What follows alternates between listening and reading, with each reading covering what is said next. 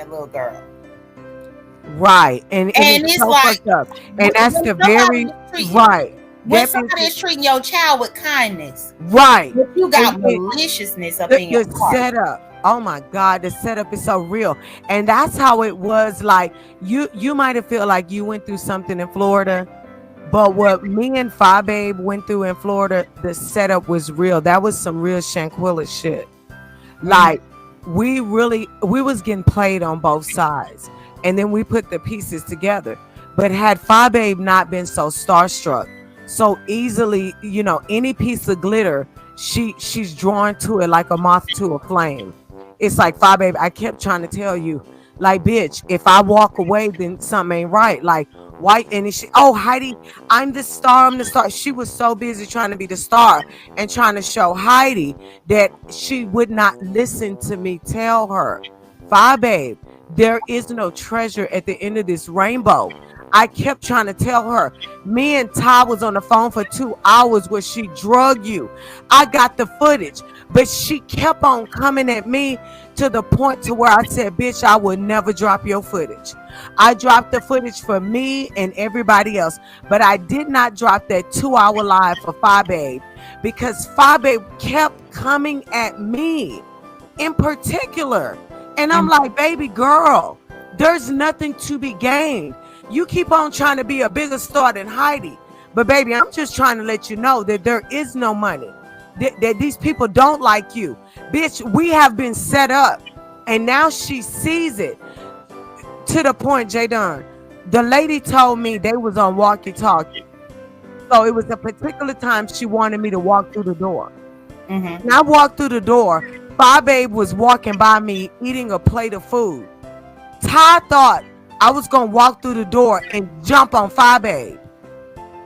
But Fi Babe showed me kindness. And being that I am a godly person with a box cutter in my boot, you know, it makes me so mad because I told my husband, J-Don, I said, baby, I'm going to this. I said, you know why? Because ain't nobody gonna be there that I don't like. I talked to Ty. I talked to her for 2 hours. She said, Fi Babe not gonna be there. I said, anybody else there, I don't have a problem with. He was like, don't go. He said, don't go because I don't want you getting into nothing. I was like, baby, worst case scenario, what? I'll go to jail. I was like, no one's there that I'm gonna fight. And I told Ty, I do not fuck with Fi Babe. I can't stand her. I told it. Fi Babe had just did a live time out. When she see me, she gonna kick me in my back. She was dragging my kids and everything. So for Ty to sit here and confirm to me, I said the only reason I wouldn't show up is if you tell me Fi Babe there. And for this lady to bring me in that house and that woman be there, I could have went to prison. We could have fucked each other up. I could have cut her up. I could have not returned to my family, who everybody thought it was gonna be all right. And that's the fucked up part that Sean and Ty did. They played me and this girl. They played me and this girl because, see, Fi Babe said, oh, they didn't want me to be there. Why don't nobody want me to shine? No, I said, if she's there, I don't want to be there. I didn't say don't let Fi Babe come. I said, I don't want to be in the same room with this person. She had dragged my son. She dragged my daughter. She was like, bitch, I'll kick you if I ever seen you. It was raw. So when I walked through that door and Fi Babe walked past me, they set us up. They thought I was going to walk through the door and fuck her up. But the girl started saying, how do you but I do believe that the setups are real. It's some Shanquilla shit. Like, y'all think it's funny because y'all wasn't the motherfuckers that was there. And I see hard conversations. I know that's motherfucking Sean Bradley. I don't give a fuck, bitch. I left my motherfucking house and I told my husband everything is gonna be okay. If Fi Babe wouldn't have been kind to me, I would have cut her up. Do you understand what I'm saying? Well, Heidi, Fi Babe And asked it's for the not link. fucking cool. And they think it's funny. Well, wait, I would never Heidi, I'm set letting you know. anyone up and Wait, have them on Heidi, the set after Heidi, talking for 2 hours. I wait, talked to Heidi, y'all for 2 hours. And Heidi, you let me walk through the door where me and somebody could have Heidi. I loved done each called your other. name like a few times. If Jay We Wilson could would have be hurt calling each your other. name, you would. We could have hurt each other. We could have hurt each other. You not listening to me? It was the God in me and Fi Babe. The reason why we didn't hurt each other. Stand up in the chat if y'all could hear me, y'all. Heidi, I'm trying to let you know that Fi Babe is up in the chat asking for the link. So I'm trying to be respectful to let you know that I'm about to drop this link.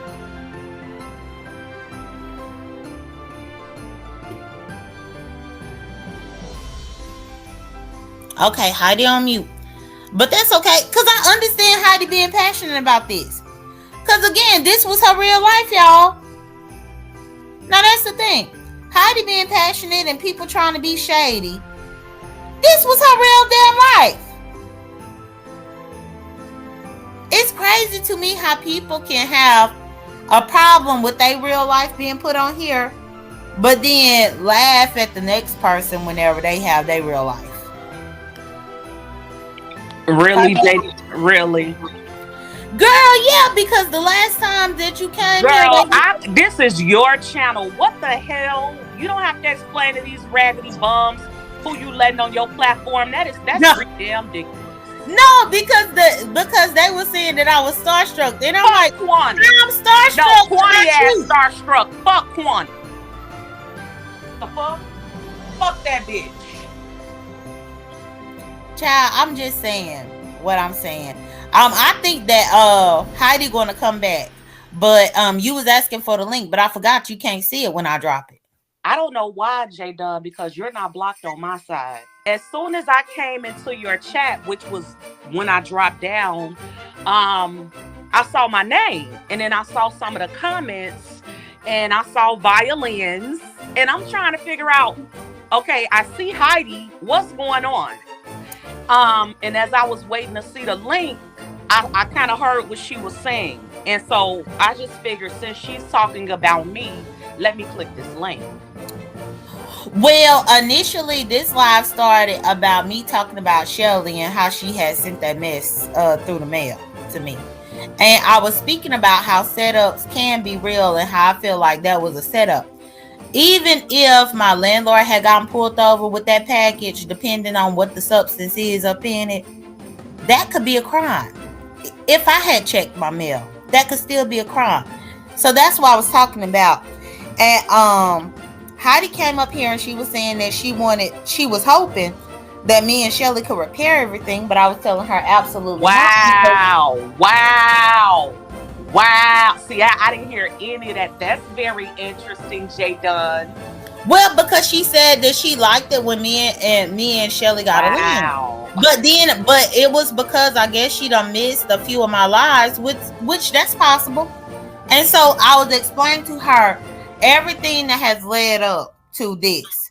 And then that's whenever she was asking me about Orlando and about Sean. But how the fuck is she up here asking you about your shit, but she not talking about her shit?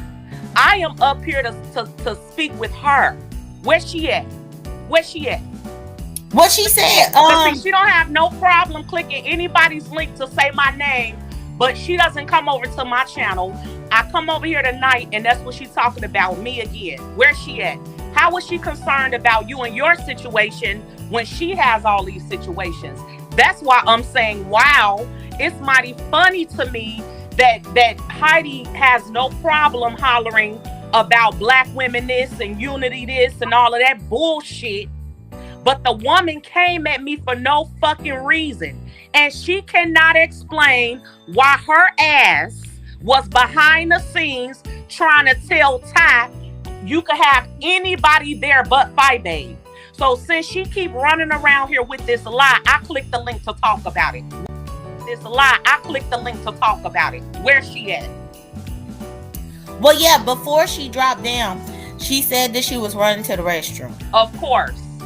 You know, because It's cute to run around and hit Jay Wilson's link.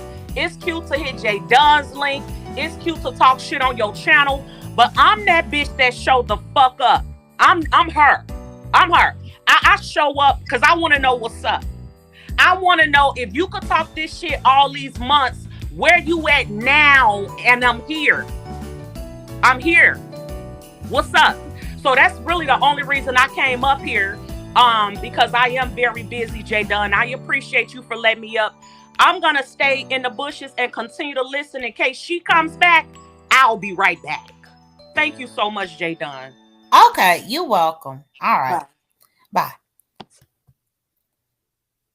Heidi, this you? Hey, dog. Hey, okay. Babe came up here to talk to you, but then she just dropped down like a couple of seconds ago. Yeah, so I got really passionate and really emotional about the whole thing because one thing about me when I'm angry, and it's even with my mom, with my family, it's just, I don't know if it's part of like your DNA where you get so fucking angry and like I was passionate because we could have hurt each other.